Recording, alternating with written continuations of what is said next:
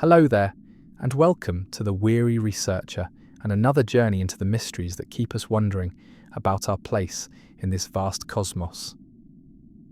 Tonight we're going to drift gently through one of humanity's most captivating questions, one that challenges everything we think we know about our own story.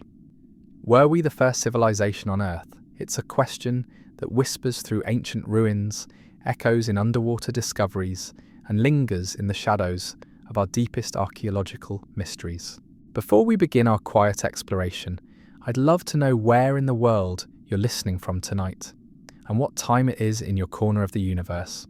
Are you settling in for the evening, perhaps with a warm cup of something comforting, or are you somewhere else entirely, watching the sun rise over landscapes that have witnessed countless civilizations come and go? If you find yourself drawn to these kinds of gentle investigations into the unknown, I'd be grateful if you gave this video a like and perhaps subscribed. It helps other curious minds find their way here, to this peaceful corner where we can ponder the deepest questions together without rushing toward easy answers. Now, I do hope this isn't so fascinating that it keeps you awake, but if it does, well, at least you'll drift off with your mind full of ancient wonders and forgotten worlds.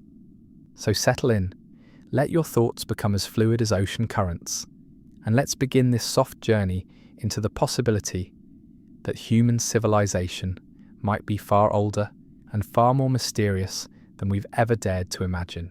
Picture, if you will, standing at the edge of an ancient temple complex as dawn breaks across weathered stone. The morning light reveals carved pillars that seem to defy everything we think we know about when human beings first organized themselves into sophisticated societies. These aren't the familiar monuments of Egypt or Rome, built when we know civilization was already well established.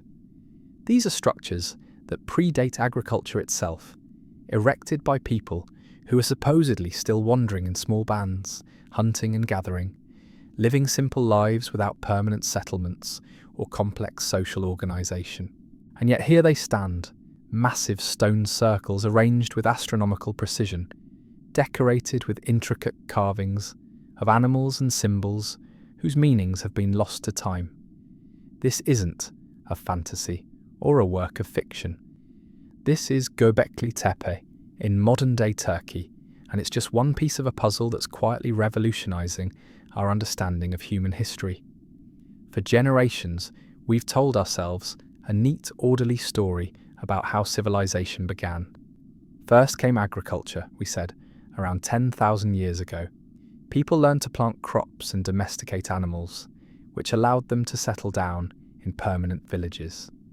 With a reliable food supply and fixed homes, they had time to develop crafts, create art, build monuments, and organize complex societies. Only then, the story goes, did they have the luxury of creating social hierarchies, constructing elaborate buildings, and carrying out sophisticated rituals. It's a logical progression, one that makes intuitive sense. You need food security before you can worry about astronomy. You need permanent settlements before you can build temples. You need agricultural surplus before you can support priests and artists and architects. This narrative has been the foundation of archaeological thinking for decades, taught in classrooms and museums around the world as the definitive account of how we became civilized. But what if this story is incomplete? What if it's not just incomplete, but fundamentally backwards? The discovery of Göbekli Tepe has sent quiet shockwaves through the archaeological community, though you might not have heard much about it in the mainstream media. Here is a complex of massive stone temples, featuring precisely carved pillars, weighing up to 16 tons each, arranged in perfect circles and decorated with sophisticated reliefs of lions, serpents, bulls, and birds. The craftsmanship is extraordinary, requiring advanced planning, specialized tools, and coordinated labor from hundreds of workers. And according to radiocarbon dating, it was built around 9600 BCE, making it approximately 11,000 years old. That places its construction not just before the supposed birth of civilization, but before agriculture itself. The people who created this marvel were hunter-gatherers, nomadic tribes who had not yet learned to plant crops or domesticate animals beyond perhaps the dog. This discovery doesn't just challenge our timeline of human development, it shatters it completely. It suggests that our ancestors were capable of remarkable feats of organization, engineering, and artistry thousands of years before we thought such things were possible. It implies that complex religious beliefs, sophisticated social structures, and advanced building techniques existed in a world we thought was populated only by simple bands of foragers. But Göbekli Tepe is not alone in challenging our assumptions. Across the world, archaeologists are uncovering evidence that the story of civilization is far more complex, far older, and far more mysterious than we ever imagined. In the depths of the Arabian Sea, off the coast of India, sonar technology has revealed the remains of what appears to be a vast underwater city. The structures, lying more than 100 feet beneath the waves, stretch for over 5 miles in length and 3 miles in width.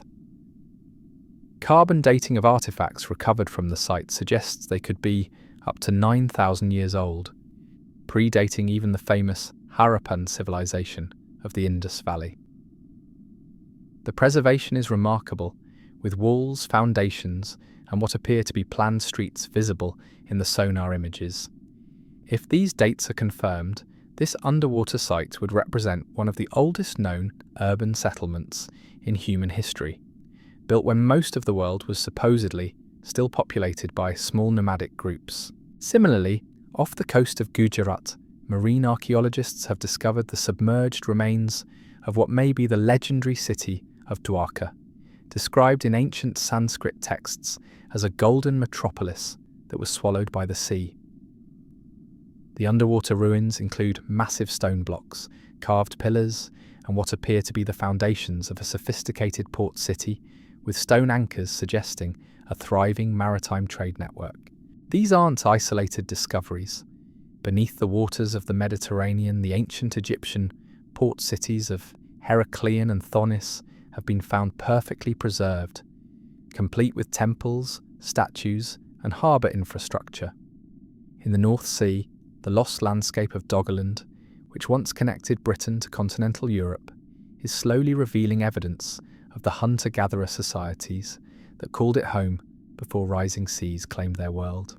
The pattern is striking and sobering. Vast areas of what was once dry habitable land now lie beneath the oceans, potentially hiding countless archaeological sites that could reshape our understanding of human history. At the end of the last ice age, around 12,000 years ago, global sea levels rose by more than 400 feet, drowning enormous stretches of coastal plain where early human societies might have flourished. Consider what this means. Some of the most productive and attractive land for early human settlement, the fertile river deltas and coastal plains where people would naturally gather, are now completely submerged. We're essentially trying to understand human history while missing huge pieces of the puzzle, as if we were trying to read a book with entire chapters underwater. This lost world becomes even more intriguing when we consider the timing of its destruction. Around 12,800 years ago, something catastrophic happened to our planet. Global temperatures suddenly plummeted, plunging the world into a period called the Younger Dryas, an unexpected return to Ice Age conditions that lasted for more than 1,000 years. This wasn't a gradual cooling, it was a dramatic climate shift that occurred within decades, perhaps even years. What caused this sudden freeze? A growing body of evidence points to a cosmic impact, a comet or asteroid that struck Earth with devastating force. The evidence for this impact is found in a thin layer of sediment laid down around the world at exactly the time the Younger Dryas began. This layer contains microscopic diamonds, platinum, and metallic spherules, signatures of extreme temperatures that could only have been created by a cosmic impact.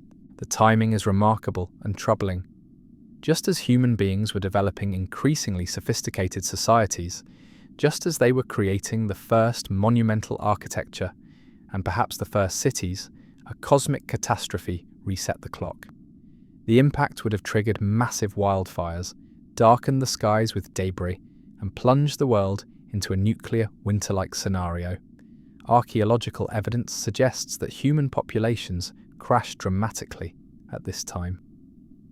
In North America, the distinctive Clovis culture, known for their sophisticated stone tools, seems to have vanished almost overnight. Across the world, many large animal species went extinct, and human settlements show signs of abandonment and destruction. But here's what makes this story even more compelling. When the world finally began to warm again, around 9600 BCE, we see the sudden appearance of sophisticated structures like Göbekli Tepe. It's as if the survivors of this global catastrophe, the inheritors of older knowledge and traditions, began the long process of rebuilding civilization from the ground up. This raises profound questions about what came before. If hunter-gatherers could create Göbekli Tepe in the aftermath of a global catastrophe, what might they have been capable of before that catastrophe struck? What knowledge, what technologies, what achievements might have been lost in the fires and floods and frozen years that followed the impact? The evidence is circumstantial but compelling. Ancient megalithic structures around the world display a level of precision and sophistication that seems almost impossible given our understanding of the tools and techniques available to their builders. At Baalbek in Lebanon, massive stone blocks weighing over 800 tons each were quarried, transported, and fitted together with extraordinary precision.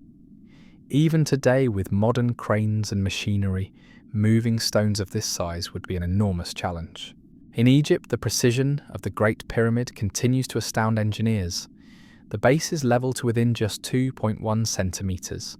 The orientation is accurate to within 3/60th of a degree, and the construction demonstrates knowledge of advanced mathematical relationships and astronomical alignments.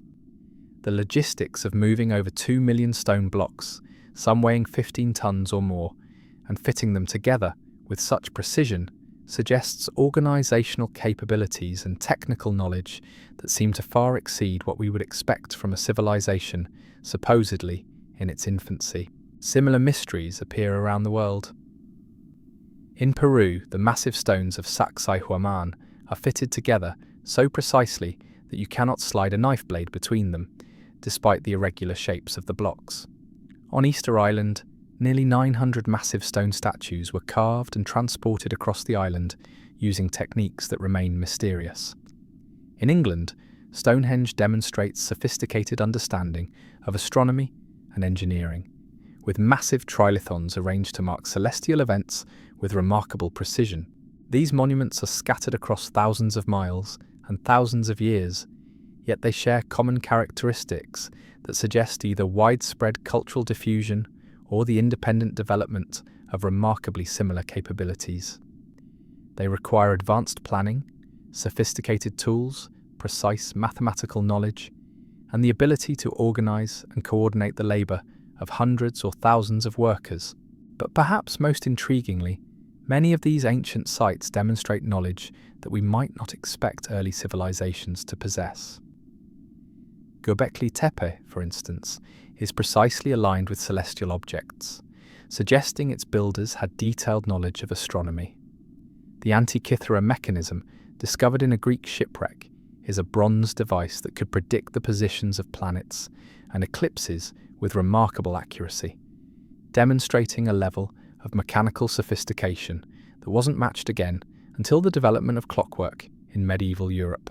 Ancient maps, such as the Piri Reis map of 1513, appear to show detailed knowledge of Antarctic coastlines that were supposedly unknown until modern times and couldn't have been surveyed until after the ice melted. While these maps are controversial and their interpretation disputed, they raise intriguing questions about the extent of ancient geographical knowledge. The more we discover about our ancient past, the more complex and mysterious it becomes. We find evidence of global trade networks operating thousands of years earlier than previously thought, with goods like obsidian, amber, and precious metals being transported across vast distances. We discover sophisticated astronomical knowledge encoded in monuments and artifacts from cultures that supposedly lived simple lives focused on basic survival. We uncover evidence of advanced metallurgy, precision stone cutting, and engineering capabilities that challenge our assumptions about ancient technological limitations. We find underwater cities and submerged landscapes that speak of civilizations whose achievements have been literally swept away by the tides of time. And underlying all of this is the growing recognition that our understanding of the past has been fundamentally shaped by what has survived rather than what actually existed. Stone lasts, but wood rots. High ground preserves, but coastal areas flood. The archaeological record is not a complete picture of human achievement. It's a heavily edited version, with entire chapters missing and whole civilizations potentially erased by the passage of time and the forces of nature. This doesn't mean we should abandon rigorous archaeological methods or embrace wild speculation about ancient aliens or lost supercivilizations. But it does mean we should remain humble about the limits of our knowledge and open to the possibility that human history is far more complex and far more ancient than our current models suggest. The question of whether we were the first civilization on Earth is not just an academic curiosity, it touches on fundamental questions about human nature, our capacity for achievement, and our relationship with the natural world. If sophisticated civilizations rose and fell before recorded history, if knowledge was lost and rediscovered, if human societies achieved remarkable things, only to see them swept away by cosmic catastrophes or climate change, what does that tell us about our own civilization? As we continue this gentle exploration, we'll delve deeper into these mysteries, examining the evidence for lost civilizations, the mechanisms by which knowledge might be preserved or lost across millennia, and the implications of a human story that might stretch back far further than we ever imagined. We'll visit more underwater ruins, explore ancient technologies that seem impossibly advanced, and consider the possibility that we are not the first to reach for the stars, but perhaps the latest in a long line of human societies that have risen, flourished, and faced the eternal challenges of survival in an unpredictable cosmos. The story of human civilization may be far stranger and far more wonderful than we ever dared to dream. As we drift deeper into these ancient mysteries, let's pause for a moment to consider what we mean when we talk about civilization itself.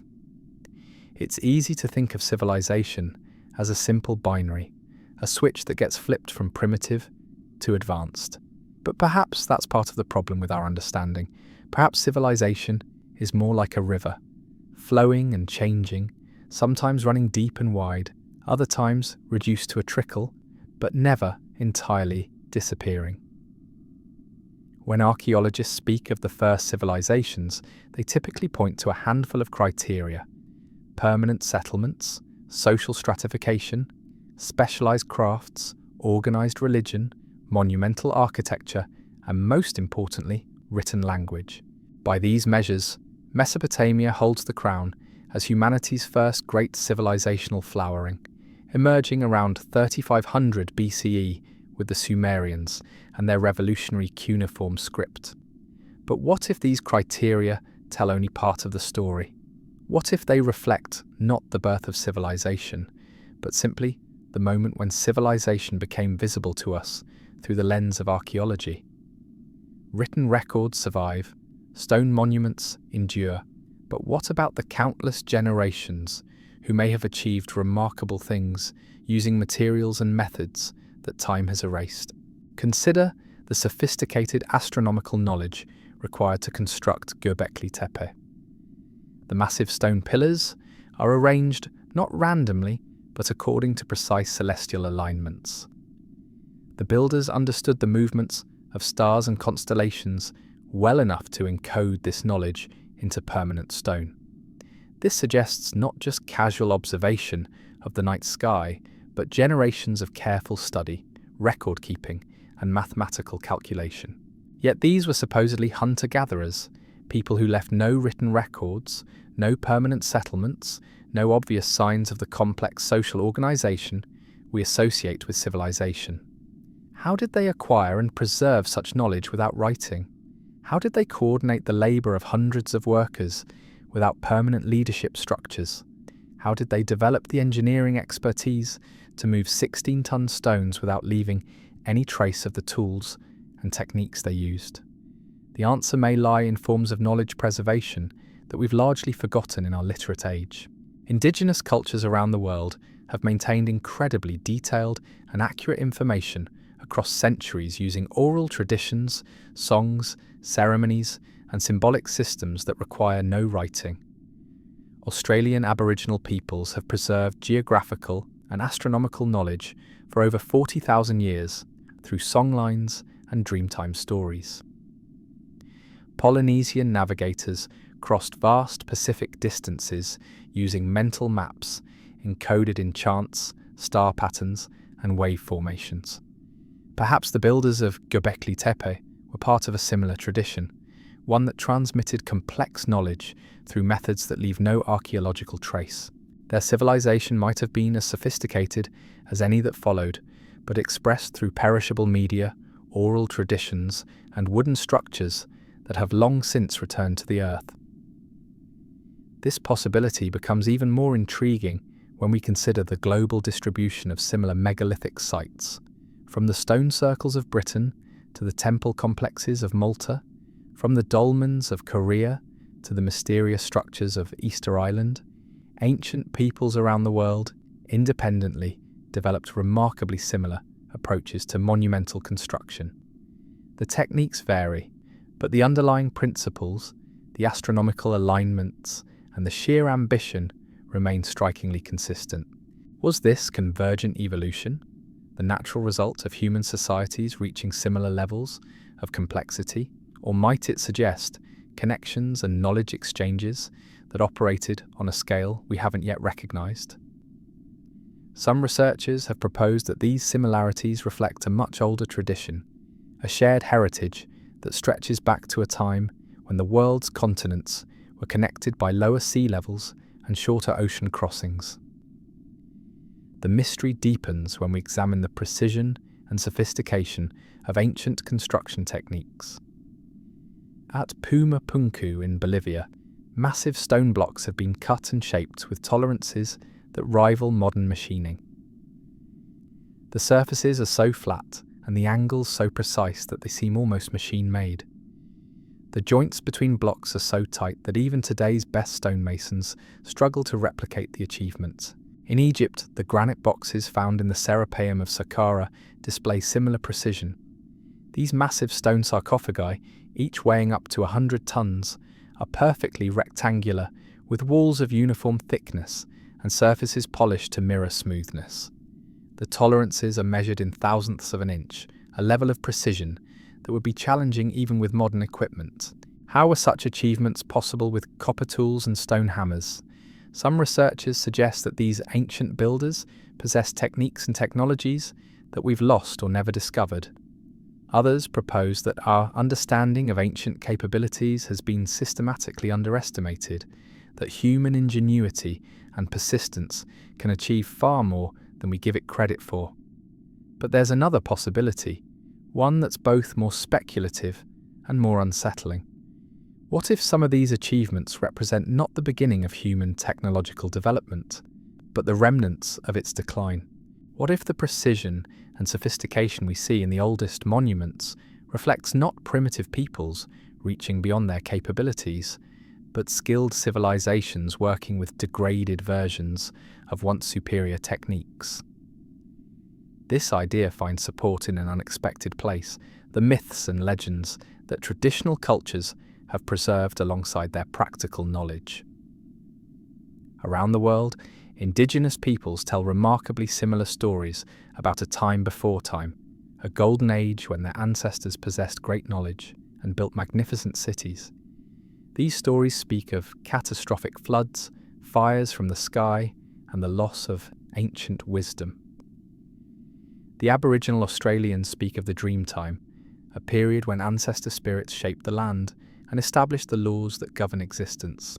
Andean peoples tell of Viracocha, a creator god who taught civilization to humanity before departing across the ocean. Hindu texts describe cycles of creation and destruction spanning millions of years, with humanity rising and falling through successive ages of declining virtue and knowledge. Greek mythology preserves the story of Atlantis, Plato's account of an advanced island civilization that was destroyed by earthquakes and floods in a single day and night. While scholars debate whether Plato intended this as history or allegory, the story's details, its descriptions of sophisticated engineering, organized society, and naval power, echo themes found in flood myths from around the world. These stories were long dismissed as primitive attempts to explain natural phenomena or justify social hierarchies. But as our understanding of Earth's recent geological history has improved, some researchers have begun to wonder whether these myths might preserve actual memories of real events. The end of the last ice age was not a gradual process, but a series of dramatic climate shifts punctuated by catastrophic events. When the Laurentide ice sheet collapsed around 8,000 years ago, it released vast quantities of fresh water into the North Atlantic, causing rapid changes in ocean circulation and regional climate. The Black Sea was transformed from a freshwater lake into a saltwater sea when the Mediterranean broke through the Bosphorus in what may have been a sudden catastrophic flood. The English Channel was carved when glacial lakes burst through the Dover Strait, permanently separating Britain from continental Europe. These events occurred within human memory, and they would have had devastating effects on coastal populations. Entire landscapes disappeared beneath rising waters, forcing mass migrations and cultural upheavals. Is it possible that some of the world's flood myths preserve actual memories of these catastrophes? And if so, what else might they tell us about the civilizations that experienced them? The Younger Dryas impact hypothesis suggests an even more dramatic scenario. If a cosmic impact really did trigger the return to Ice Age conditions, 12,000 years ago, the effects would have been truly global. Massive fires would have swept across continents, followed by years of darkness and cold as debris blocked sunlight. Coastal areas would have been devastated by tsunamis, while inland regions faced drought, famine, and ecosystem collapse. Any sophisticated civilizations existing at the time would have faced an extinction-level event. Even if some groups survived, they would have lost most of their accumulated knowledge, their libraries burned, their cities abandoned, their trade networks shattered. The survivors would have been forced to start over, rebuilding from fragments of their former achievements. This scenario could explain some of the puzzling features of early post-Ice Age civilizations. Why do the oldest monuments often display the greatest sophistication? Why do ancient builders seem to possess knowledge that took later civilizations centuries to redevelop? Why do we find evidence of advanced techniques in the archaeological record that seem to appear suddenly without obvious precursors? Perhaps because these weren't innovations but recovery efforts, attempts by survivors to recreate what their ancestors had achieved.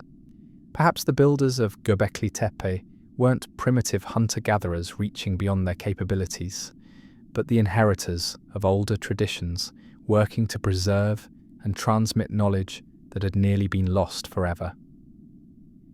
This interpretation doesn't require us to imagine ancient super-civilizations with impossible technologies. It simply suggests that human societies 12,000 years ago may have been more sophisticated than we currently recognize, and that the Younger Dryas catastrophe reset human development to a degree we're only beginning to understand. The evidence for this interpretation is necessarily fragmentary and circumstantial. Catastrophic events, by definition, destroy the evidence of what came before. But the pieces we do have, the anomalous precision of ancient construction, the sophisticated astronomical knowledge embedded in prehistoric monuments, the global distribution of similar technologies and myths, all point toward a human story that's more complex and more ancient than our current models suggest. As we continue to explore these possibilities, we'll examine more of the physical evidence for lost civilizations, from underwater ruins to anomalous artifacts.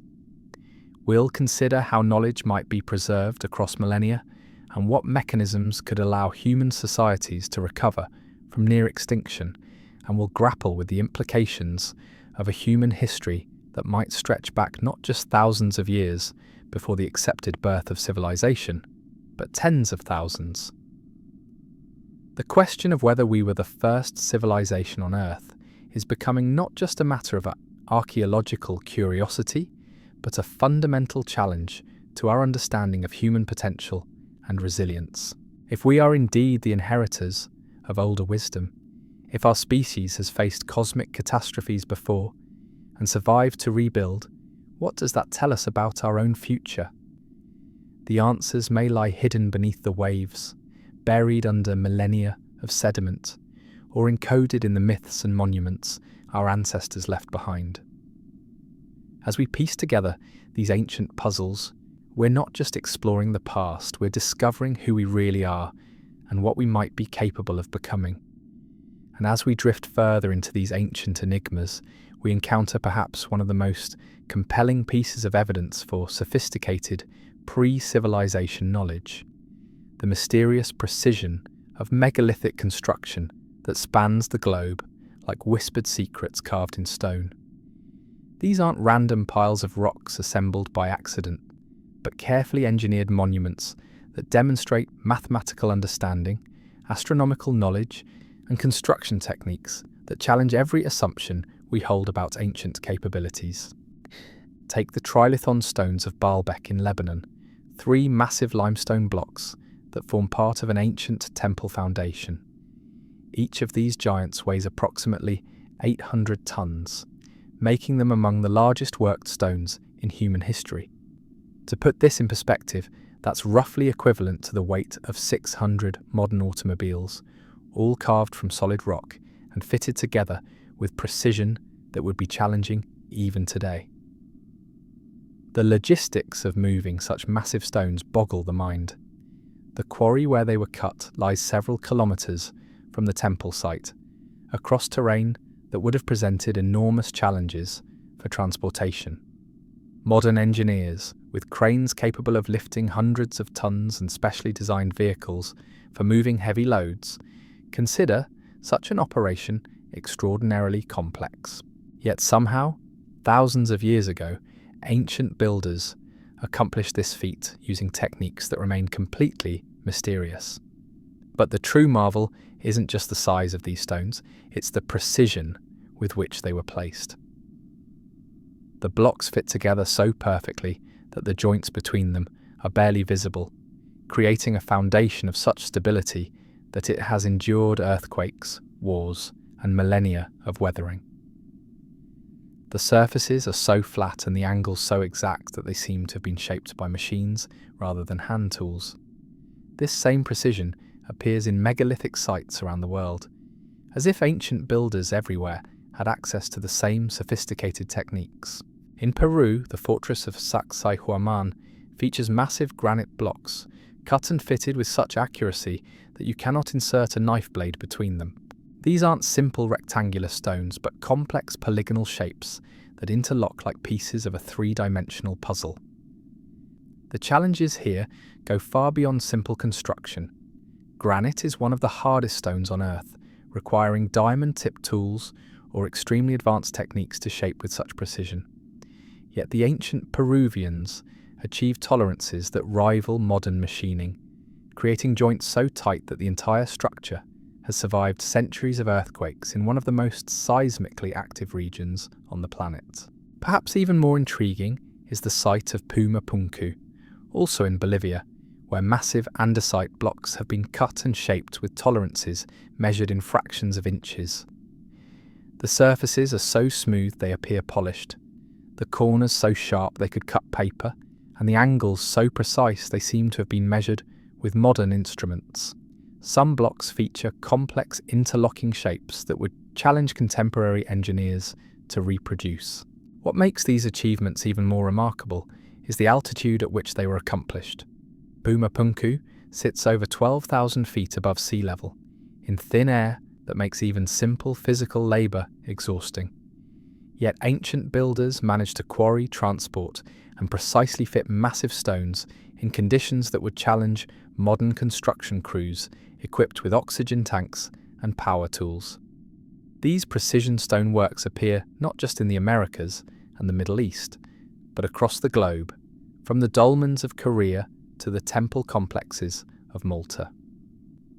Each site displays similar characteristics: the same attention to astronomical alignment, the same impossible precision in stone cutting, the same evidence of advanced planning and engineering knowledge. In Malta, the temple complex of Hagar Kim features massive limestone blocks, cut and fitted with precision that rivals any ancient construction. The builders demonstrated sophisticated understanding of acoustics, with chambers designed to amplify and focus sound in specific ways. They incorporated astronomical alignments that track the movements of sun, moon, and stars across the seasons. And they did all of this using what archaeologists tell us were primitive stone and copper tools. The global distribution of such precision megalithic construction suggests either remarkable convergent evolution in building techniques, or some form of knowledge transmission that operated on a scale we don't yet understand. The similarities are too striking to dismiss as coincidence, yet the distances and time periods involved make conventional explanations challenging. But perhaps the most intriguing aspect of these ancient achievements is not their precision, but their purpose. Many of these sites demonstrate sophisticated understanding of astronomy that goes far beyond simple calendar keeping. The builders encoded complex mathematical relationships into their monuments, relationships that suggest deep knowledge of planetary cycles, stellar movements, and cosmic phenomena. At Newgrange Island, a passage tomb built over 5,000 years ago, the entrance is aligned so precisely that sunlight penetrates the chamber only during the winter solstice, illuminating the inner sanctum in a shaft of golden light that lasts exactly 17 minutes. This required not just astronomical knowledge, but the ability to predict solar positions centuries into the future, accounting for the gradual changes in Earth's orbit and axial tilt. The Great Pyramid of Giza demonstrates even more sophisticated astronomical knowledge. Its orientation is accurate to within 3 arc minutes of true north, a precision that rivals modern survey equipment. The pyramid's dimensions encode mathematical relationships that weren't formally discovered by European mathematicians until centuries later. The structure's internal chambers align with specific stars and constellations, creating a 3-dimensional map of the heavens carved in stone. These aren't simple monuments built by primitive peoples. They're sophisticated instruments, vast stone computers designed to track and predict celestial movements with remarkable accuracy. They suggest that their builders possessed not just observational skills, but advanced mathematical knowledge and the ability to plan construction projects that would remain accurate for millennia. Such achievements raise profound questions about the nature of ancient knowledge and how it was acquired.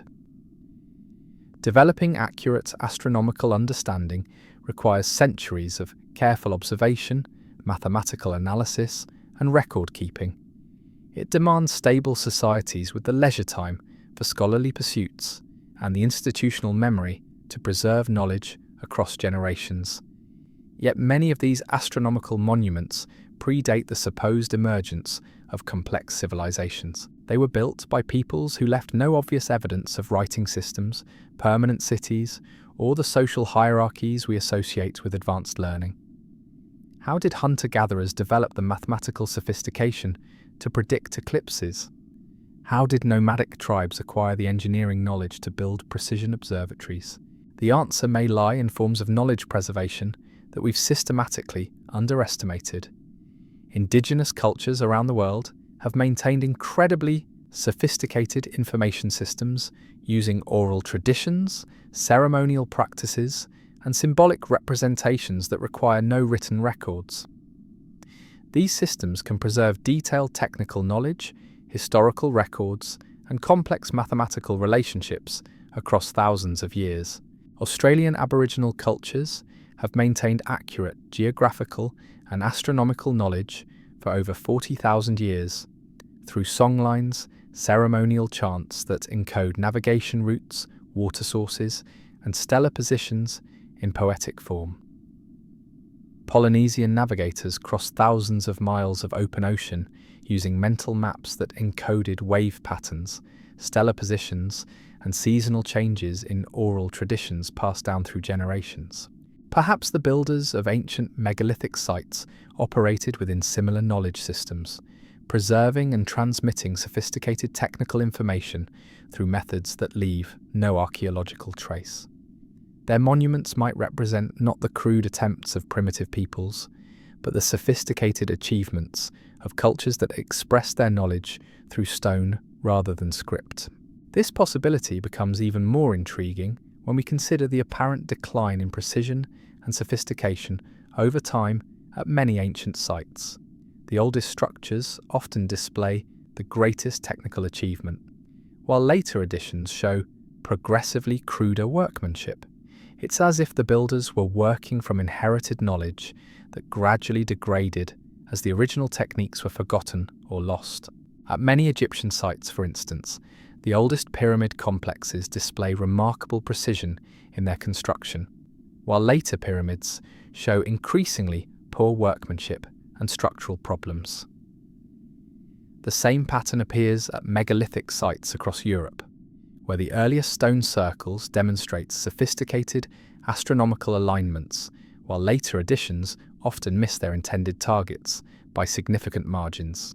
This suggests that the knowledge required for precision megalithic construction wasn't developed gradually over time, but was inherited from earlier traditions and slowly lost as those traditions were disrupted or forgotten.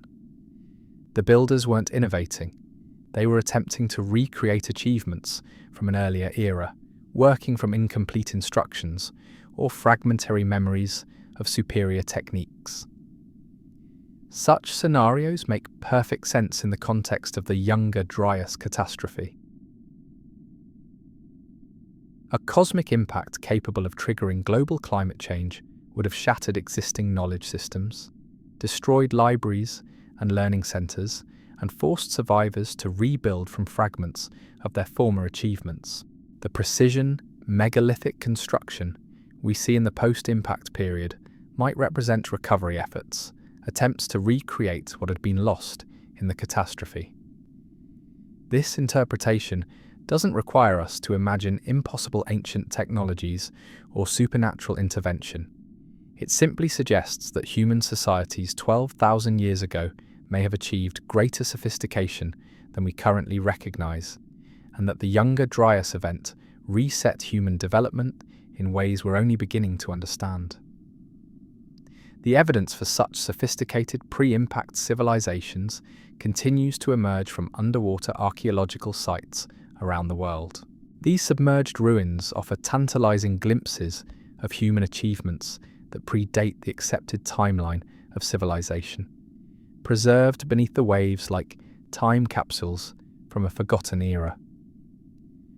Off the coast of Japan, the Yonaguni Monument presents one of the most controversial underwater discoveries.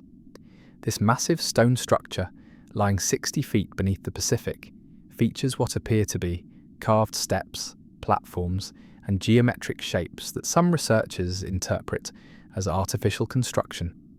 While mainstream archaeologists debate whether the formation is natural or human-made, the precision of its angles and the regularity of its features suggest at least some degree of human modification. If the Yonaguni Monument is indeed artificial, its age would be staggering. The structure has been underwater since the end of the last ice age, making it at least 10,000 years old and possibly much older. This would place its construction well before the supposed emergence of complex civilizations anywhere in the world, suggesting that sophisticated stoneworking traditions existed in the Pacific thousands of years earlier than currently accepted. Similar discoveries continue to emerge from coastal waters around the globe. Off the coast of Cuba, sonar surveys have revealed what appear to be massive stone structures lying in deep water, including formations that some researchers interpret as pyramids, roads, and building foundations. The depth at which these structures lie suggests they've been underwater for thousands of years, placing their construction in the pre-civilization period. In the Mediterranean, the discovery of perfectly preserved ancient cities like Heracleion and Thonis demonstrates how completely human achievements can disappear beneath the waves. These Egyptian port cities, once major centres of trade and culture, were forgotten for over 1,000 years until marine archaeologists rediscovered them in the early 2000s. Their preservation is so complete that statues, temples, and everyday objects remain exactly where they were left when the city sank. These underwater discoveries remind us that vast areas of once habitable land now lie beneath the oceans, potentially hiding evidence of human achievements that could revolutionize our understanding of the past. The continental shelves that were exposed during the last ice age represented some of the most attractive land for early human settlement, fertile coastal plains with access to both marine and terrestrial resources. When these areas were flooded at the end of the Ice Age, any archaeological evidence they contained was effectively sealed away from conventional investigation. We're essentially trying to understand human history while missing enormous pieces of the puzzle, as if we were trying to read a book with entire chapters underwater. The recognition of this underwater blind spot has profound implications for how we interpret the archaeological record. The absence of evidence for sophisticated pre-civilization societies may not reflect the absence of such societies, but simply our inability to access the areas where they would most likely have flourished. As underwater archaeology continues to develop, as new technologies allow us to explore deeper and more remote ocean areas, we may discover that human achievement extends much further back in time than we ever imagined. Each new discovery adds another piece to a puzzle that seems to grow more complex and more mysterious with every revelation. The question of whether we were the first civilization on Earth is no longer a simple matter of archaeological dating. It's become a fundamental challenge to our understanding of human potential, resilience, and the mechanisms by which knowledge can be preserved or lost across vast spans of time. As we continue to explore these ancient mysteries, we're not just investigating the past, we're discovering new possibilities for understanding who we are and what we might be capable of achieving. The story of human civilization may be far older, far more complex, and far more remarkable than we ever dared to imagine. And in that recognition lies both humility about our own achievements and hope for our future potential. And so we find ourselves standing at the threshold of even deeper mysteries, where the boundaries between myth and history begin to blur like morning mist over ancient waters.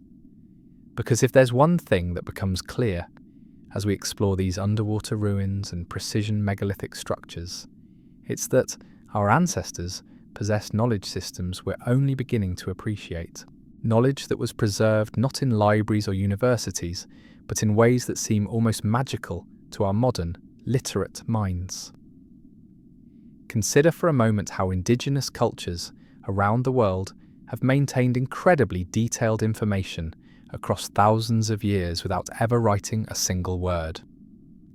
Australian Aboriginal peoples have preserved accurate maps of underground water sources, seasonal changes, and stellar positions for over 40,000 years, through songlines, oral traditions that weave practical knowledge into poetic narratives passed down through countless generations. These aren't simple folk tales or primitive superstitions. They're sophisticated information storage systems that can preserve complex technical data with remarkable accuracy. Polynesian navigators use similar techniques to cross vast Pacific distances, encoding wave patterns, current flows, and astronomical data in chants and ceremonies that required no written records but could guide voyagers across thousands of miles of open ocean. Perhaps the builders of ancient megalithic sites operated within similar knowledge traditions, preserving and transmitting sophisticated astronomical and engineering information through methods that leave no archaeological trace. Their monuments might represent not the crude attempts of primitive peoples, but the culmination of knowledge systems that had been developing for thousands of years through oral tradition, ceremonial practice, and careful observation. This possibility takes on new significance when we examine the apparent global connections between ancient sites. The similarities in construction techniques, astronomical alignments, and mathematical principles that appear at megalithic sites around the world suggest either remarkable convergent evolution or some form of knowledge transmission that operated on a scale we haven't yet recognized. Take the phenomenon of precision stone cutting that appears independently across vast distances and time periods. The techniques used at Puma Punku in Bolivia bear striking similarities to those found at ancient sites in Egypt, Turkey, and India. The same attention to astronomical alignment, the same impossible tolerances in stone fitting, the same evidence of advanced mathematical understanding. How did ancient builders separated by thousands of miles and thousands of years develop such similar approaches to monumental construction? Was this simply the natural result of human ingenuity working with stone, or does it suggest connections and knowledge exchanges that operated through mechanisms we don't yet understand? Some researchers have proposed that these similarities reflect a much older tradition, a shared heritage that stretches back to a time when the world's geography was fundamentally different. During the last ice age, when sea levels were hundreds of feet lower than today, land bridges connected continents that are now separated by vast oceans. What we think of as isolated island chains were once connected land masses, and coastal plains that are now underwater stretched for hundreds of miles. In this different world, human migration and cultural exchange could have operated on a completely different scale. Ideas, techniques, and knowledge systems could have spread across continents through trade networks and migration routes that are now lost beneath the waves. The megalithic traditions we see scattered across the globe might represent fragments of a much older, more widespread knowledge system that was disrupted and dispersed by the climate catastrophes of the late Ice Age. This interpretation finds support in the myths and legends that traditional cultures have preserved alongside their practical knowledge.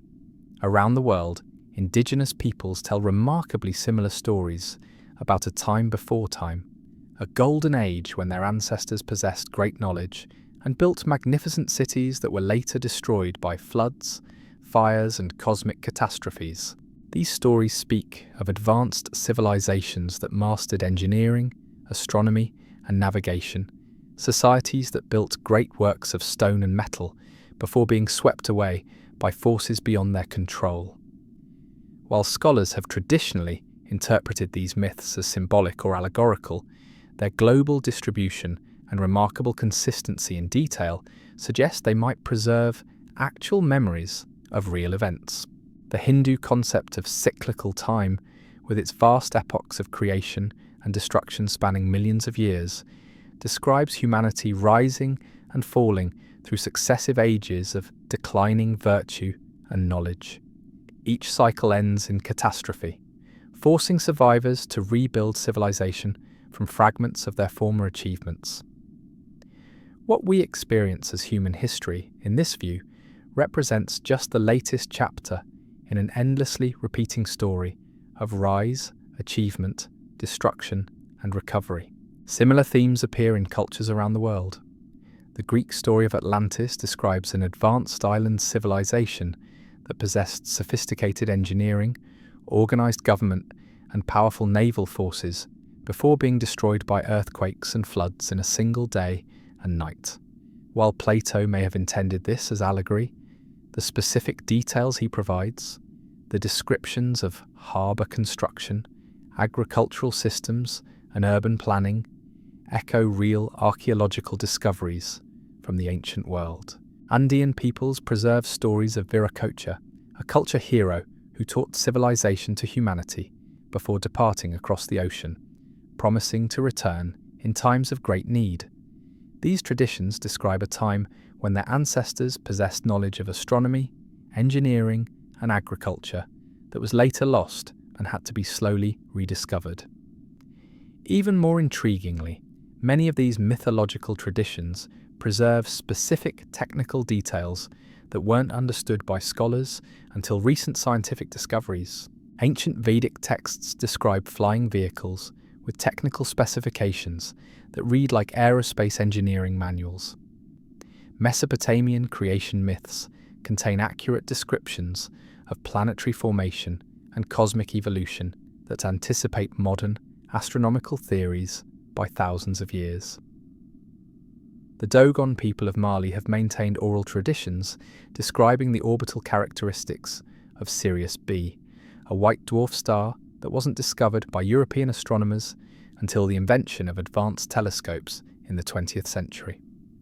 Their traditional knowledge includes details about the star's density, orbital period, and relationship to Sirius A that were completely unknown to Western science until recently. How did ancient peoples acquire such detailed astronomical knowledge without modern instruments? How did they preserve this information across thousands of years through oral tradition alone? And why do similar knowledge systems appear in cultures separated by vast distances and with no obvious historical connections? The answers may lie in capabilities that we've systematically underestimated in our modern focus on written records and technological artifacts. Human memory, when properly trained and culturally supported, can preserve vast amounts of detailed information with remarkable accuracy. Traditional knowledge keepers in indigenous societies often memorize thousands of stories, songs, and ceremonies that encode everything from navigation routes to medicinal formulas to astronomical observations. These memory systems aren't just individual achievements, they're cultural institutions that operate across generations. Knowledge is preserved through multiple individuals, cross-checked through ceremonial recitation, and continuously validated through practical application. The result is an information storage system that can maintain accuracy across thousands of years without any written records. Perhaps the ancient civilizations that built the megalithic monuments operated within similar knowledge traditions, preserving sophisticated technical information through methods that leave no archaeological trace. Their achievements in astronomy, engineering, and mathematics might represent not recent innovations, but the culmination of knowledge systems that had been developing for thousands of years through careful observation and cultural transmission. This possibility becomes even more compelling when we consider the apparent decline in precision and sophistication over time at many ancient sites.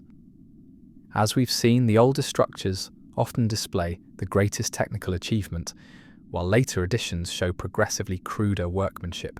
It's as if the builders were working from inherited knowledge that gradually degraded as the original techniques were forgotten or lost. At Göbekli Tepe, for instance, the earliest structures demonstrate remarkable sophistication in both design and execution, while later phases show declining artistic and technical quality. The same pattern appears at megalithic sites across Europe, where the earliest stone circles demonstrate sophisticated astronomical alignments, while later additions often miss their intended targets by significant margins. This suggests that the knowledge required for precision megalithic construction wasn't developed gradually over time, but was inherited from earlier traditions and slowly lost as those traditions were disrupted or forgotten. The builders weren't innovating. They were attempting to recreate achievements from an earlier era, working from incomplete instructions or fragmentary memories of superior techniques. Such scenarios make perfect sense in the context of global catastrophes like the Younger Dryas impact. A cosmic event capable of triggering worldwide climate change would have shattered existing knowledge systems, destroyed learning centres, and forced survivors to rebuild from whatever fragments they could preserve. The sophisticated constructions we see in the immediate post-impact period might represent desperate attempts to maintain connection with lost wisdom, efforts to recreate what had been achieved before the catastrophe. This interpretation doesn't require us to imagine impossible ancient technologies or supernatural intervention. It simply suggests that human societies 12,000 years ago may have achieved greater sophistication than we currently recognize, and that cosmic catastrophes can reset human development in ways that erase most evidence of prior achievements. The implications of this possibility extend far beyond archaeology or ancient history. If human civilization has indeed faced near-extinction events before and survived to rebuild, if our species has developed sophisticated knowledge systems only to see them destroyed and forgotten, what does that tell us about our own civilization's resilience and vulnerabilities? The precision megalithic construction that appears after the Younger Dryas, the sophisticated astronomical knowledge encoded in monuments built by supposed hunter-gatherers, the global distribution of similar techniques and symbols, all suggest that human recovery from catastrophe may be far more rapid and sophisticated than we imagine. Perhaps our ancestors were not primitive peoples slowly climbing towards civilization, but survivors working to rebuild what had been lost, using whatever fragments of ancient knowledge they could preserve. In this view, the great monuments of the ancient world take on new significance. They become not just impressive achievements, but desperate attempts to maintain connection with lost wisdom, efforts to preserve essential knowledge for future generations who might face similar challenges. The astronomical alignments become survival instructions. The mathematical relationships become encoded memories. The massive stone construction becomes a message to the future, written in the most permanent medium available. And perhaps most remarkably, these monuments succeeded in their purpose. Despite millennia of weathering, warfare, and cultural change, they continue to speak to us across the vast gulf of time. They continue to reveal their secrets to patient investigation, offering glimpses of capabilities and knowledge that challenge our assumptions about human potential.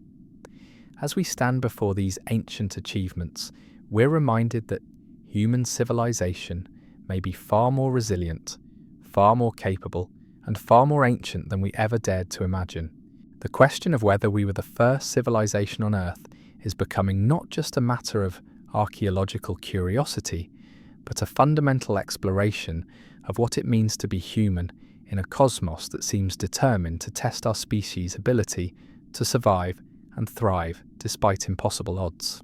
And in that recognition lies both humility about our own achievements and profound hope for our future. If our ancestors could face global catastrophes and rebuild sophisticated civilizations from the ashes, if they could preserve essential knowledge across dark ages and cosmic disasters, then perhaps we too possess capabilities we haven't yet discovered, resilience we haven't yet tested, and wisdom we haven't yet fully understood. The story continues to unfold with each new discovery, each underwater ruin, each precisely aligned megalith that challenges our understanding of the past. And as it does, we find ourselves not just exploring ancient history, but discovering new possibilities for our own future, new ways of thinking about human potential, and new reasons for hope in an uncertain world.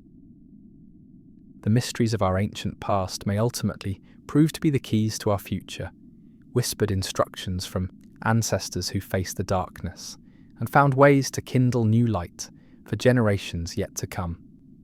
And as we drift further into these ancient enigmas, we encounter what may be the most tantalizing evidence yet for sophisticated pre-civilization knowledge, hidden not in monuments or ruins, but in the very myths and legends that traditional cultures have carefully preserved, like precious seeds through the long winter of forgetting. These stories, dismissed for centuries as primitive folklore, may actually be humanity's oldest historical documents, encoded memories of real events and real achievements that stretch back far beyond the reach of conventional archaeology. Now, consider the remarkable consistency of flood myths across cultures that had no contact with each other. From the biblical account of Noah to the Sumerian epic of Gilgamesh, from Hindu stories of Manu to Native American legends of the Great Flood, human societies around the world preserve detailed accounts of catastrophic deluges that destroyed earlier civilizations. These aren't vague references to local flooding, but specific descriptions of global catastrophes that wiped out advanced societies and forced survivors to rebuild from nothing. The details are remarkably consistent across vast distances and time periods. The floods come suddenly, without warning. They're often preceded by signs in the sky, cosmic disturbances that herald the coming destruction. The waters rise higher than the highest mountains, covering the entire known world. Only a few survivors escape, usually by divine intervention or advanced planning, and they become the ancestors of the current human population. What makes these stories even more intriguing is their frequent association with the loss of ancient knowledge. The floods don't just destroy cities and populations, they erase libraries, temples, and schools. The survivors are forced to rebuild not just their physical civilization, but their entire knowledge base, working from fragments and memories of what came before. In many traditions, this lost knowledge is described as superior to anything achieved since, a golden age of wisdom that humanity has been trying to recover ever since. The Greek story of Atlantis fits perfectly into this pattern.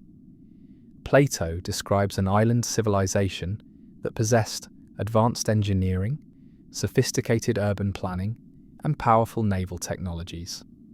The Atlanteans built harbours with precise geometric layouts, managed complex agricultural systems, and organised their society according to mathematical principles. They had detailed knowledge of astronomy, metallurgy, and navigation that allowed them to establish trade networks across vast distances. But what's most remarkable about Plato's account isn't just the technological sophistication he describes, it's the specific details that seem to anticipate modern archaeological discoveries.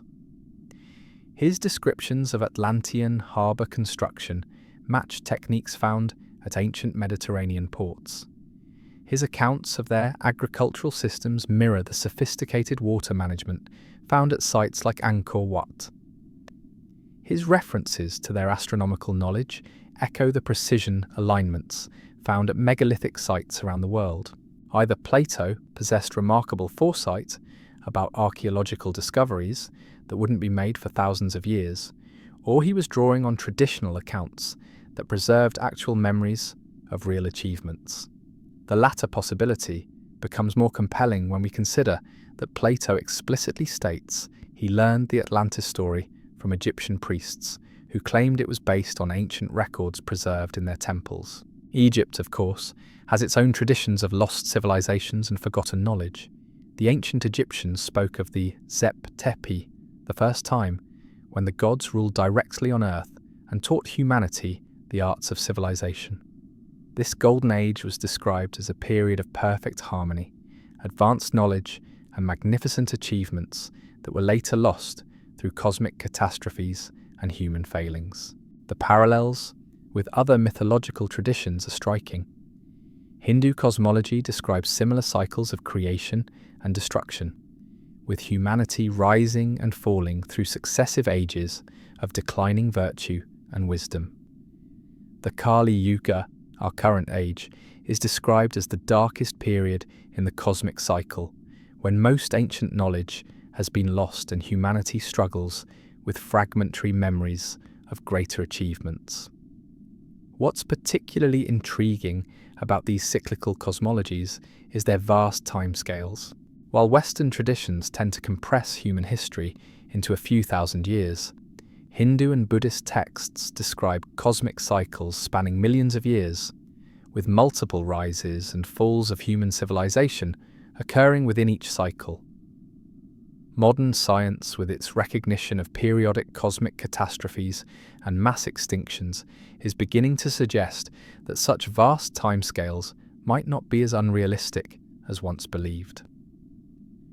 The Vedic texts contain even more specific technical details that seem to anticipate modern scientific discoveries. The Vimanas, flying vehicles described in ancient Sanskrit literature, are given technical specifications that read like aerospace engineering manuals. They describe different types of aircraft for different purposes, detail their construction materials and propulsion systems, and even provide what appear to be flight training manuals for their pilots. While skeptics dismiss these descriptions as fantasy, the level of technical detail is remarkable for supposedly mythological texts. The descriptions include specific metallurgical formulas, geometric principles for aircraft design, and navigation techniques that wouldn't be understood by Western science for thousands of years. The consistency and precision of these accounts suggest they may preserve actual memories of real technologies, however advanced or different from our current approaches. Similar technical knowledge appears in myths from around the world. Mesopotamian texts describe the Anunnaki, beings who taught humanity agriculture, metallurgy, and astronomy. These aren't vague references to divine instruction, but detailed accounts of specific techniques and technologies. The texts describe sophisticated irrigation systems, advanced metallurgical processes, and astronomical observations that demonstrate remarkable precision and understanding. The Dogon people of Mali have preserved oral traditions that include accurate descriptions of stellar systems that weren't discovered by Western astronomers until the 20th century. Their traditional knowledge includes details about the orbital characteristics of Sirius B, a white dwarf companion star that's completely invisible to the naked eye. They describe its density, its orbital period, and its relationship to the visible star Sirius A with accuracy that matches modern astronomical measurements. How did ancient peoples acquire such detailed knowledge without modern instruments? The conventional explanation suggests cultural contamination, the idea that this information somehow leaked from Western astronomical discoveries into traditional cultures. But the Dogon accounts predate Western knowledge of these stellar systems by decades, and similar astronomical knowledge appears in other traditional cultures with no obvious connection to modern science. The accumulating evidence suggests that ancient peoples possessed observational capabilities and knowledge preservation systems that we've systematically underestimated. Perhaps they developed astronomical instruments and techniques that left no archaeological trace, using materials and methods that have been lost to time. Perhaps they maintained observational traditions across thousands of years, accumulating data and refining their understanding through generations of careful study. Or perhaps they inherited this knowledge from earlier civilizations that possessed more advanced capabilities than we currently recognize. The global distribution of similar astronomical knowledge, the consistency of technical details across cultures with no obvious connections, and the precision of observations that seem impossible without sophisticated instruments, all suggest knowledge, transmission systems that operated on a scale we haven't yet understood. This possibility takes on new significance when we consider the apparent age of some traditional knowledge systems. Carbon dating of artifacts associated with certain oral traditions suggests they may preserve information that's tens of thousands of years old. The Australian Aboriginal songlines, for instance, appear to encode geographical information about landscapes that were last above sea level during the previous ice age. If traditional cultures can preserve accurate geographical knowledge for 40,000 years, what other information might they have maintained across such vast time spans?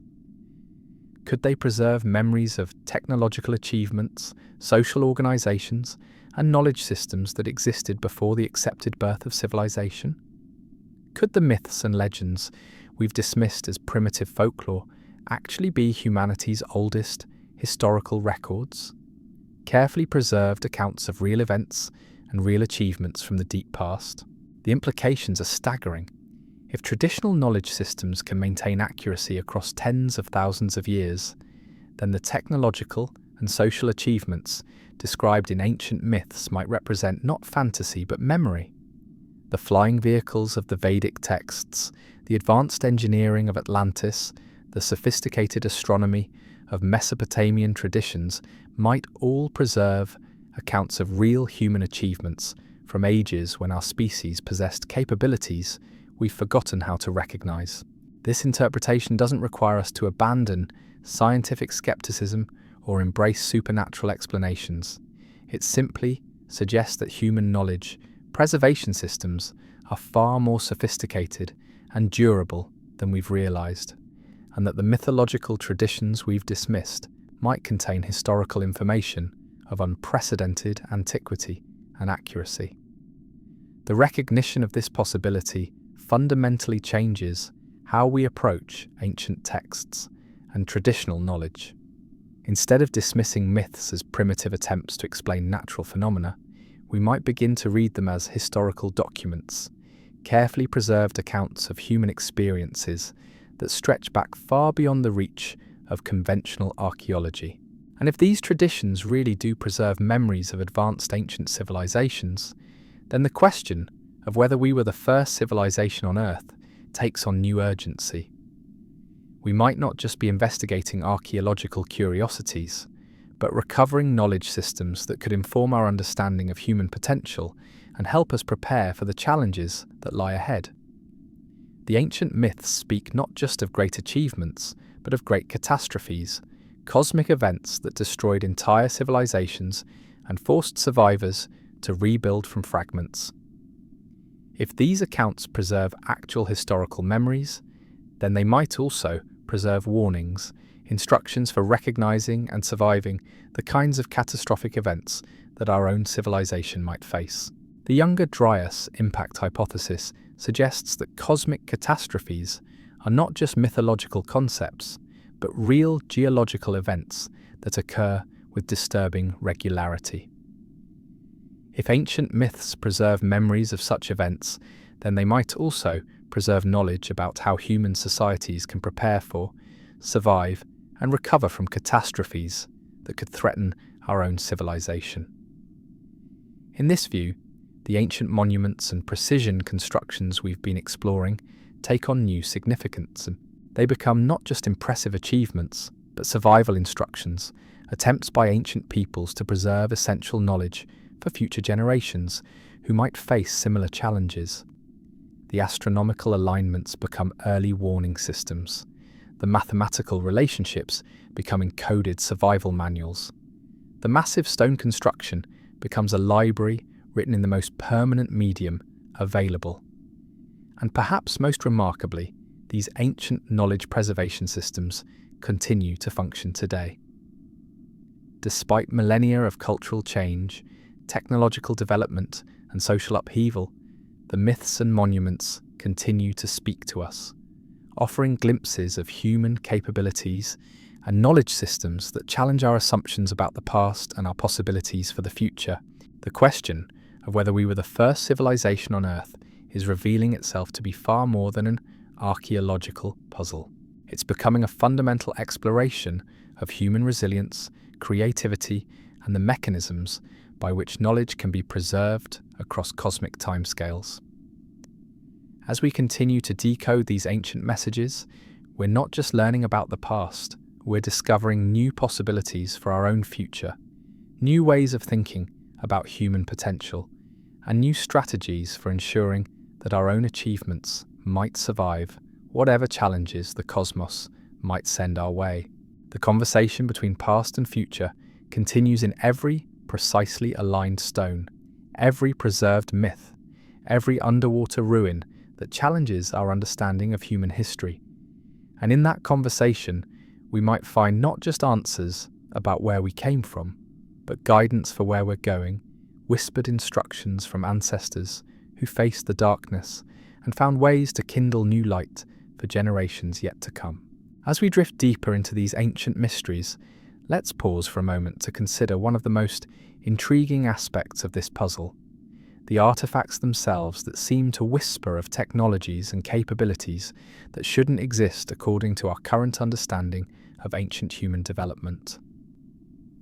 These aren't crude tools hammered from stone by primitive hands, but sophisticated devices that demonstrate mathematical precision, astronomical knowledge, and engineering capabilities that challenge every assumption we hold about the progression of human achievement. Take the Antikythera mechanism, discovered in a Greek shipwreck off the coast of Crete in 1901. For decades, this corroded bronze device baffled researchers who couldn't understand how such a complex mechanical computer could exist in the ancient world. When finally decoded through advanced imaging techniques, it revealed itself to be an astronomical calculator of extraordinary sophistication, capable of predicting the positions of planets, the timing of eclipses, and the cycles of Olympic Games with remarkable accuracy. The level of mechanical engineering required to create such a device is staggering. The Antikythera mechanism contains over 30 bronze gears, cut with precision that rivals modern clockwork, arranged in a complex system that performs calculations we didn't think were possible until the development of mechanical computers in the 20th century. The mathematical knowledge required to design its gear ratios demonstrates understanding of planetary motion that supposedly wasn't achieved until Copernicus and Kepler thousands of years later. What makes this discovery even more remarkable is that it appears to be not a unique invention, but part of a tradition of mechanical engineering that was apparently well established in the ancient world. References in classical texts suggest that similar devices were relatively common, used by astronomers and navigators throughout the Mediterranean. Yet somehow, this entire tradition of precision mechanical engineering was lost, forgotten so completely that when the Antikythera mechanism was discovered, it seemed impossible that ancient peoples could have created such a thing. This pattern of sophisticated ancient technologies that were later lost appears throughout the archaeological record, like echoes of capabilities that our ancestors possessed but couldn't maintain through periods of crisis and cultural disruption. In ancient Rome, engineers created concrete that was superior in many ways to modern formulations, capable of setting underwater and growing stronger with age. The recipe for this remarkable material was lost during the fall of the empire and only recently rediscovered through advanced chemical analysis.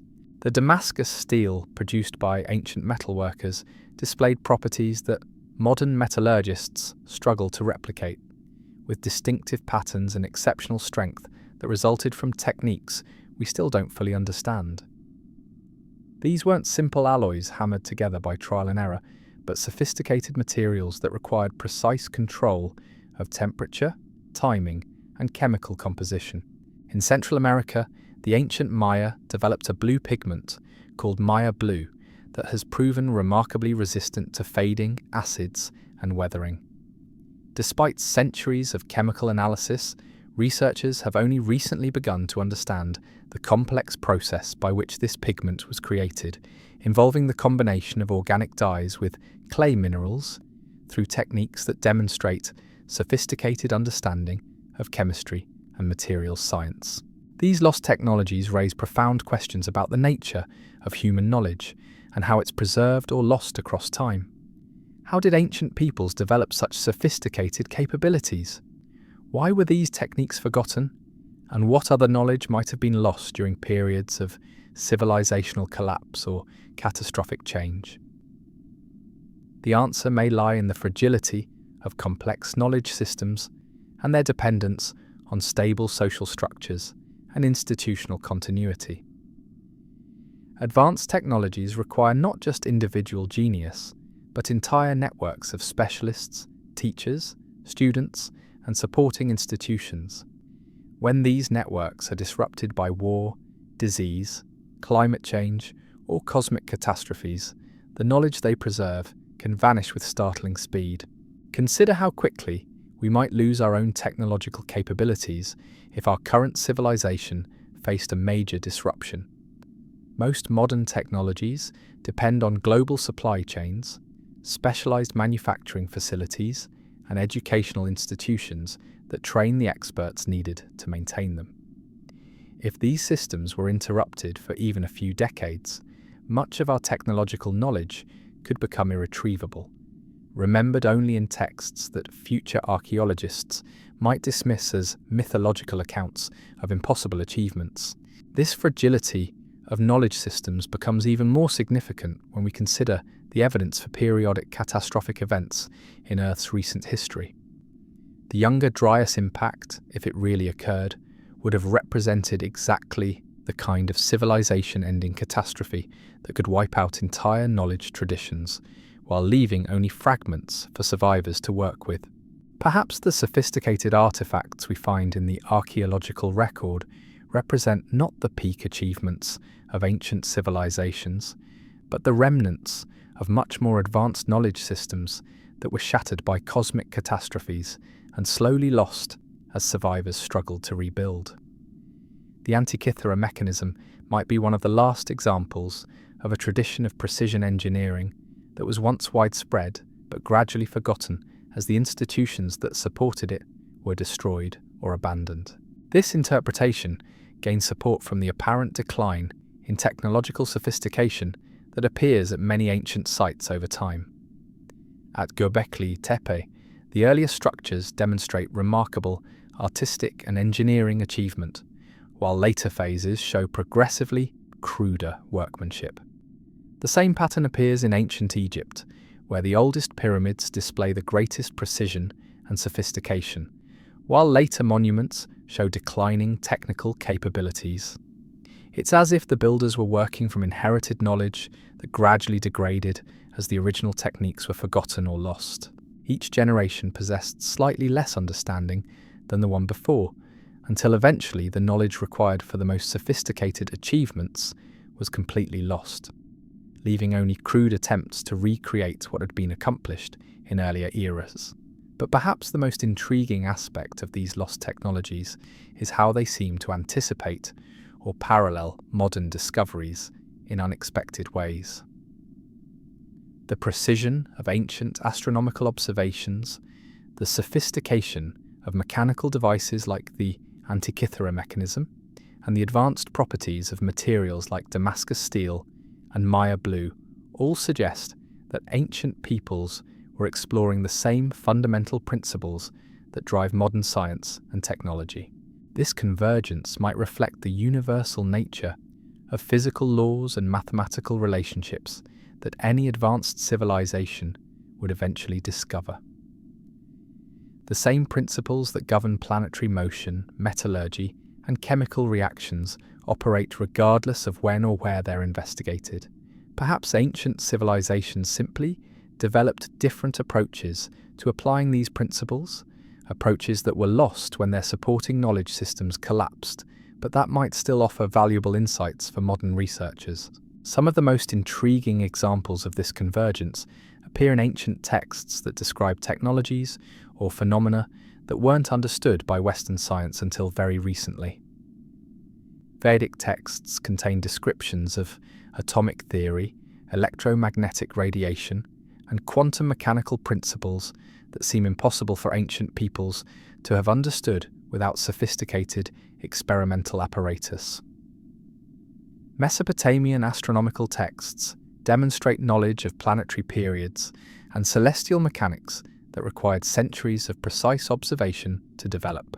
While skeptics often dismiss these parallels as coincidence or misinterpretation, the accumulating evidence suggests that ancient knowledge systems may have achieved understanding of natural phenomena through methods we haven't yet recognized or appreciated. Perhaps they developed observational techniques, experimental approaches, or theoretical frameworks that were different from but equivalent to our modern scientific methods. The possibility that ancient civilizations possessed sophisticated knowledge systems that operated through different methodologies than our own has profound implications for how we understand human potential and the development of science and technology.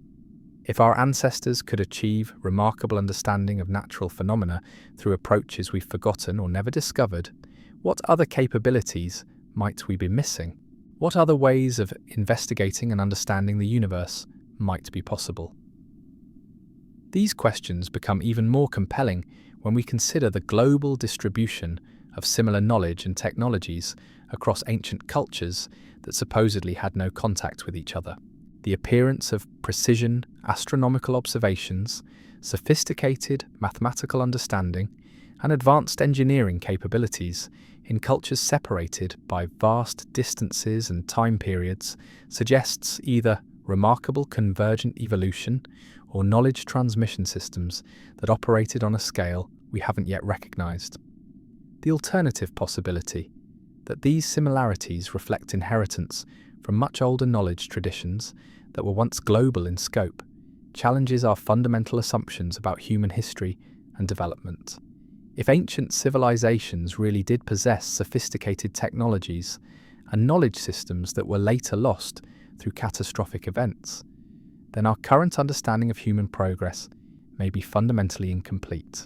We might not be the first civilization to achieve advanced understanding of science and technology, but rather the latest in a series of human societies that have risen to sophistication, faced cosmic catastrophes, and been forced to rebuild from fragments of their former achievements.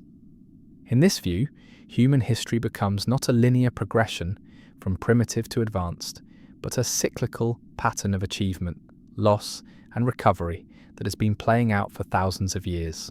The artifacts and technologies we've been exploring, from the Antikythera mechanism to Damascus steel to the precision constructions of megalithic sites, might represent not the crude beginnings of human technological development, but the sophisticated remnants of knowledge systems that were once far more advanced than anything we've achieved today.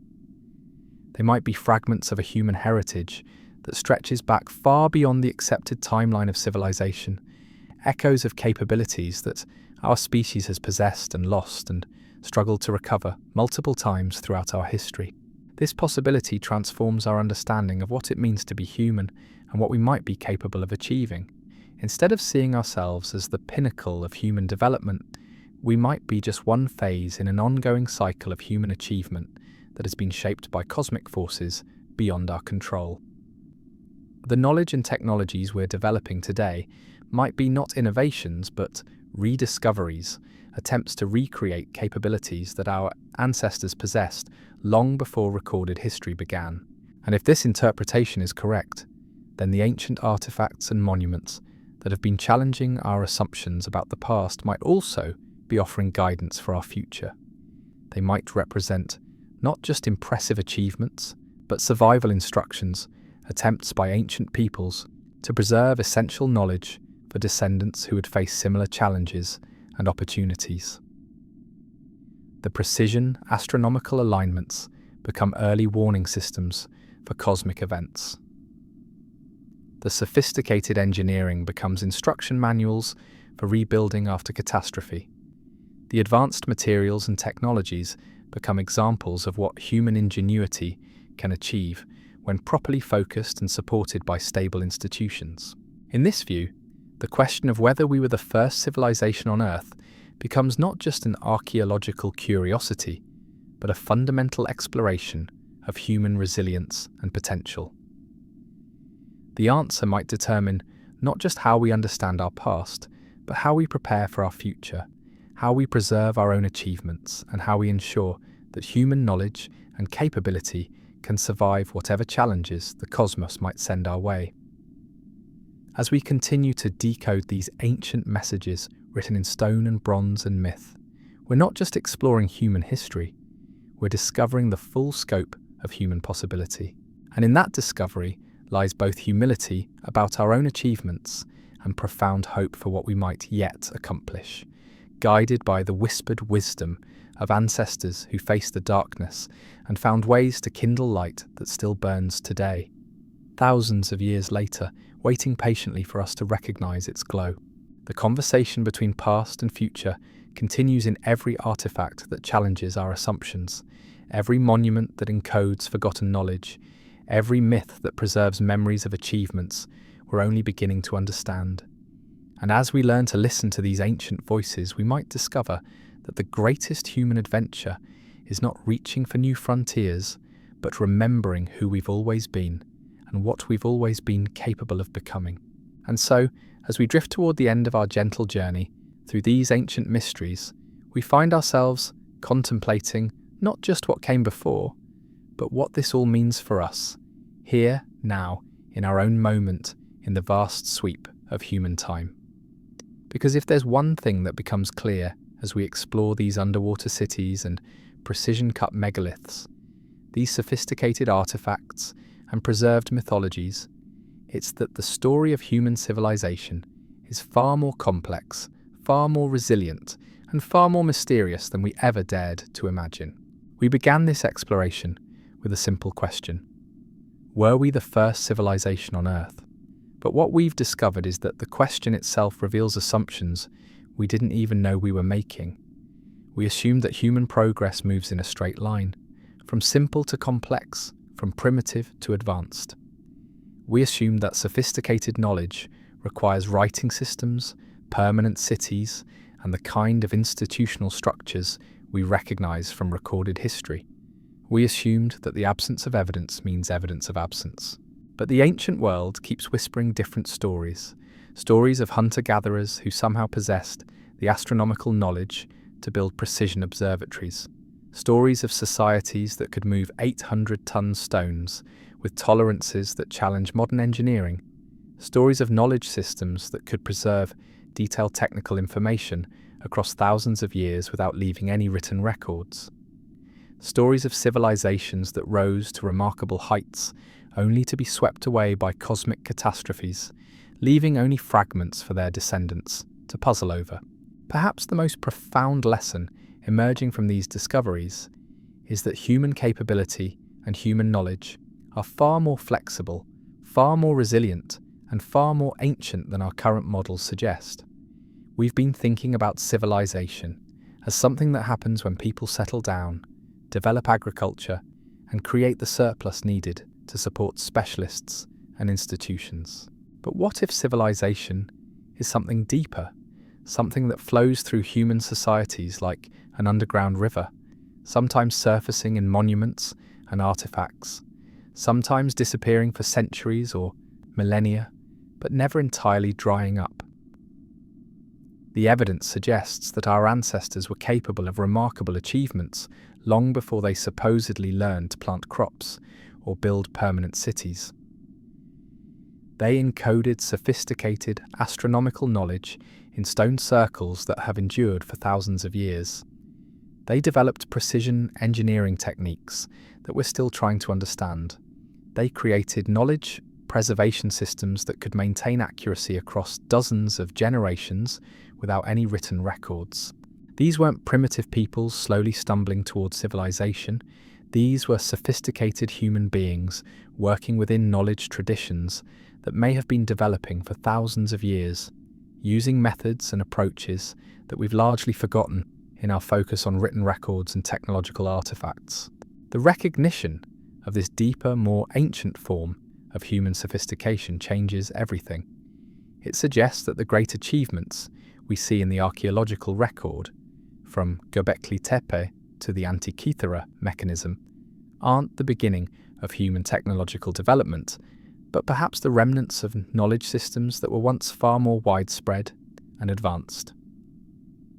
The underwater cities lying beneath our oceans might represent not isolated anomalies, but glimpses of a human heritage that stretches back far beyond the accepted timeline of civilization. The precision megalithic construction that appears around the world might reflect not convergent evolution, but fragments of knowledge traditions that were once global in scope. And the myths and legends that traditional cultures have preserved across thousands of years might not be primitive folklore, but humanity's oldest historical documents, carefully maintained accounts of real events and real achievements from ages when our species possessed capabilities we're only beginning to rediscover. This possibility transforms our understanding of what it means to be human in the cosmos. Instead of seeing ourselves as the first intelligent species to emerge on Earth, we might be the latest chapter in a much longer story of human achievement, loss and recovery. We might be inheritors of knowledge and capabilities that stretch back tens of thousands of years, working to rebuild and rediscover what our ancestors achieved before cosmic catastrophes reset the human story. The Younger Dryas impact hypothesis suggests that such resets are not just theoretical possibilities, but geological realities that have shaped human development throughout our species' history. If cosmic impacts really do occur with disturbing regularity, if they really can trigger global climate changes and civilizational collapse, then the pattern of achievement and loss we see in the archaeological record might reflect not the normal progression of human development, but the effects of periodic catastrophic interruptions. In this view, the sophisticated artifacts and monuments we've been exploring take on new significance. They become not just impressive achievements, but desperate attempts to preserve essential knowledge across dark ages and catastrophic periods. The astronomical alignments become early warning systems for cosmic events. The mathematical relationships become encoded survival instructions. The massive stone construction becomes libraries written in the most permanent medium available. And perhaps most remarkably, these ancient knowledge preservation systems continue to function today. Despite millennia of cultural change, technological development, and social upheaval, the monuments continue to reveal their secrets to patient investigation. The myths continue to offer insights that anticipate modern scientific discoveries. The precision artifacts continue to challenge our assumptions about ancient capabilities. This ongoing conversation between past and future suggests that human knowledge systems are far more durable and sophisticated than we've realized. The traditional cultures that have maintained oral traditions across thousands of years aren't preserving primitive folklore, but sophisticated information storage systems that can encode technical knowledge, historical records, and survival instructions with remarkable accuracy and longevity. Perhaps most importantly, the recognition that human civilization might be far older and more complex than we thought offers profound hope for our own future. If our ancestors could face cosmic catastrophes and rebuild sophisticated societies from fragments, if they could preserve essential knowledge across dark ages and civilizational collapse, if they could achieve remarkable understanding of natural phenomena through methods we've forgotten, then perhaps we too possess capabilities we haven't yet discovered. The challenges facing our own civilization, from climate change to resource depletion to the ever-present possibility of cosmic catastrophes, might not be unprecedented tests of human resilience, but the latest chapter in a story our species has been writing for thousands of years. The knowledge systems we're developing today, from digital information storage to global communication networks, might benefit from understanding how ancient peoples preserved knowledge across far longer timescales using far simpler technologies. The precision with which ancient builders aligned their monuments to track celestial events might offer insights into early warning systems for cosmic threats. The sophisticated materials developed by ancient metallurgists and chemists might inspire new approaches to creating durable technologies that can survive civilizational disruptions. The knowledge preservation methods used by traditional cultures might inform strategies for ensuring that essential information can survive whatever challenges the future might bring. But perhaps the most important lesson from these ancient mysteries is the reminder that human beings are capable of far more than we usually imagine. The hunter-gatherers who built Göbekli Tepe, the navigators who crossed vast oceans using only oral traditions and stellar observations, the engineers who moved impossible stones with precision that challenges modern capabilities, all demonstrate that human ingenuity, when properly focused and supported, can achieve things that seem impossible. We are the inheritors of this remarkable heritage, the latest representatives of a species that has been facing cosmic challenges and finding creative solutions for thousands of years. The knowledge systems we're developing, the technologies we're creating, the institutions we're building, all stand on foundations laid by countless generations of human beings who face their own versions of these same fundamental challenges. The ancient voices that speak to us through monuments and artifacts, through myths and underwater ruins, are not just telling us about the past, they're reminding us of our own potential, our own resilience, our own capacity to achieve remarkable things, even in the face of impossible odds. They're whispering that we are not alone in this cosmic journey, that we carry within us the accumulated wisdom and capability of thousands of generations who faced the darkness and found ways to kindle light. So as you settle into rest tonight, wherever you are in this vast world, remember that you are part of this ancient story. You carry within you the heritage of peoples who watched the same stars, faced the same cosmic uncertainties, and found ways to preserve knowledge and hope for future generations they would never meet. You are connected across vast spans of time to ancestors who built monuments that still stand, who encoded knowledge that still teaches, who faced catastrophes and survived to pass on their wisdom. The question of whether we were the first civilization on Earth has revealed itself to be far more than an archaeological puzzle.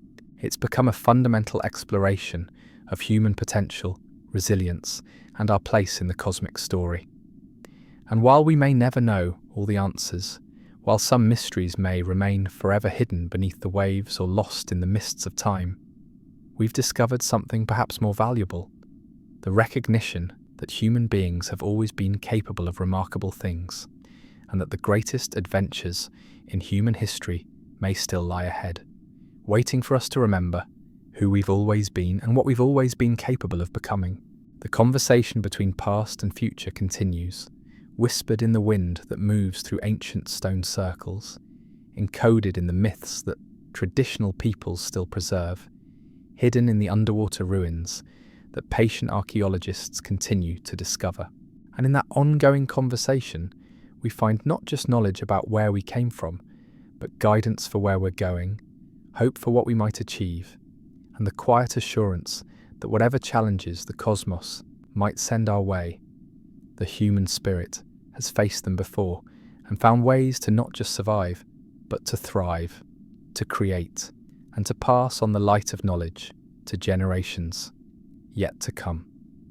Rest well, fellow travellers in time, knowing that you're part of a story far grander and more ancient than you ever imagined, and that the next chapter is still being written by you, by all of us, together. And as our gentle exploration draws to its close, we find ourselves changed by what we've discovered, carrying new questions and possibilities back with us from this journey through the mists of deep time. We've wandered through underwater cities and stood before impossible monuments, listened to the whispers of ancient myths and marvelled at artifacts that shouldn't exist according to everything we thought we knew about human history. Perhaps what's most remarkable about this exploration isn't any single discovery or theory, but the way it changes how we see ourselves and our place in the grand story of existence. We began thinking we might be the first civilization on Earth, the pioneers of human achievement, the initial flowering of intelligence on this small blue planet. But what we've found suggests something far more humbling and far more wonderful. We may not be the first, but we are certainly not alone. We carry within us the echoes of countless generations who faced the same cosmic uncertainties we face today, who looked up at the same stars and wondered about their place in the vastness, who built and created and preserved knowledge across spans of time that boggle the mind. We are the inheritors of their struggles and their triumphs, their losses and their recoveries, the precision cut stones that fit together without mortar, the astronomical alignments that track celestial events across millennia, the sophisticated artifacts that demonstrate knowledge we're still trying to understand, all remind us that human ingenuity has always found ways to reach beyond the apparent limits of possibility. Our ancestors faced cosmic catastrophes, climate upheavals, and the constant challenge of preserving essential knowledge across generations, and they succeeded in ways that still speak to us today. This recognition brings with it both profound humility and remarkable hope. Humility because it reminds us that our current achievements, impressive as they may seem, are part of a much longer story of human striving and accomplishment. We stand on foundations laid by peoples whose names we'll never know, whose languages have been lost to time, but whose wisdom continues to echo through the monuments they left behind. But also hope, because if human civilization has indeed faced near extinction events before and recovered, if our species has developed sophisticated knowledge systems multiple times throughout our history, if we carry within us the accumulated resilience of thousands of generations who survived impossible odds, then perhaps we too possess capabilities we haven't yet discovered. Perhaps the challenges facing our own civilization aren't unprecedented tests, but familiar themes in a story our species has been writing for far longer than we ever imagined. The ancient voices that speak to us through stone and bronze, through myth and memory, aren't just sharing archaeological curiosities. They're offering guidance for our own journey, reminding us that human beings have always been capable of remarkable achievements when faced with cosmic uncertainty. They're whispering that the greatest adventures in human history may not lie in our past but in our future, waiting for us to remember who we've always been and what we've always been capable of becoming. So as you drift into dreams tonight, wherever you find yourself in this vast world, carry with you the quiet knowledge that you are part of something ancient and ongoing and magnificent. You are connected across the depths of time to builders and dreamers, to astronomers and storytellers, to all the countless souls who faced the darkness and found ways to kindle light for generations they would never meet. The question of whether we were the first civilization on Earth has transformed into something far more profound. The recognition that human consciousness, human creativity, and human hope have been flowing through time like an underground river, sometimes surfacing in monuments that still stand, sometimes disappearing for centuries, only to emerge again in new forms, but never entirely vanishing from the world. Thank you for joining me on this gentle journey through the mysteries of our ancient heritage. If this exploration has stirred something in you, if it's opened new questions or offered a different way of seeing our place in the cosmic story, I'd be quietly grateful if you shared it with others who might find wonder in these ancient whispers. And if you'd like to continue exploring the deeper mysteries of existence, there are more journeys waiting, more questions to ponder, more connections to discover between the wisdom of the past and the possibilities of the future. Until we meet again in the quiet spaces where curiosity meets wonder, sleep well, dream deeply, and remember that you carry within you the light of all those who came before, and the responsibility to pass that light forward to all those yet to come. The story continues and you are part of it, writing the next chapter with every choice you make, every dream you dream, every moment you choose to reach beyond what seems possible toward what might yet be achieved. Good night, fellow travellers in time, and may your dreams be filled with the whispered wisdom of ages past and the boundless possibilities of ages yet to come.